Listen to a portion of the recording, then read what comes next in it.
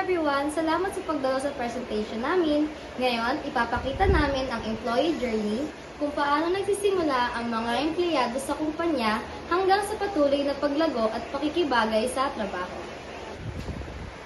Ipapakita rin namin kung paano nagtutulungan ang talent acquisition, training and development at employees relation para sa maayos na karanasan ng bawat empleyado. It's all about understanding the company culture, identifying the right skills, and making sure that personalities click. Between coordinating interviews, negotiating offers, and keeping up with the latest industry trends, I try to thrive in the organized chaos. Without a doubt, it's the moment when you connect the perfect candidate with the perfect role. So kami ang nasa talent acquisition team.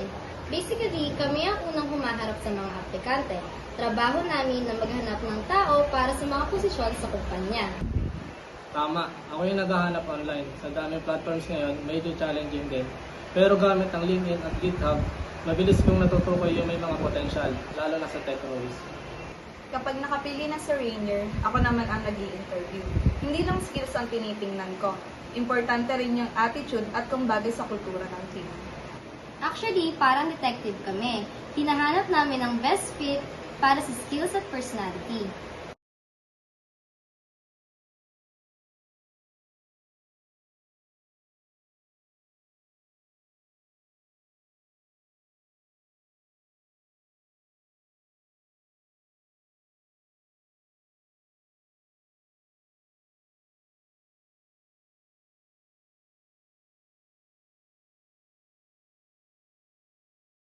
Kapag nakapasok ng empleyado, kami naman ang bahala.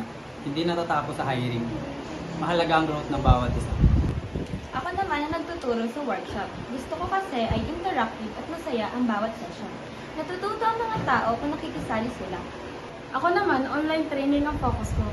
Alam niyo naman, hindi lahat ng oras available sa workshops, kaya gumagawa kami ng e-learning modules para pwedeng balik-balikan anytime.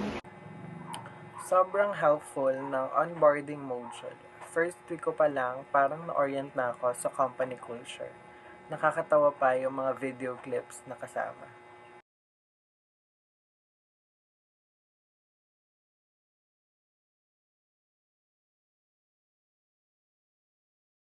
Kapag may problema o issue ang mga employees, sa amin sila unang lumalapit. Kailangan namin siguraduhin na naririnig at naayos ang kanilang mga concerns.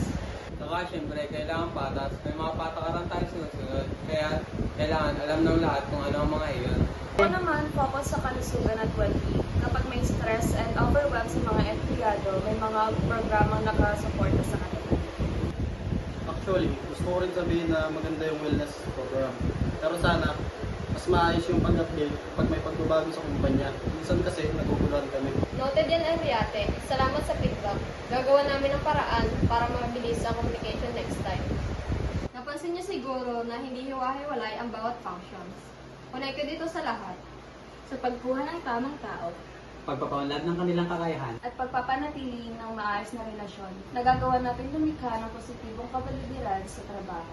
Salamat sa pakikinig. Kung may mga tanong kayo, feel free to ask.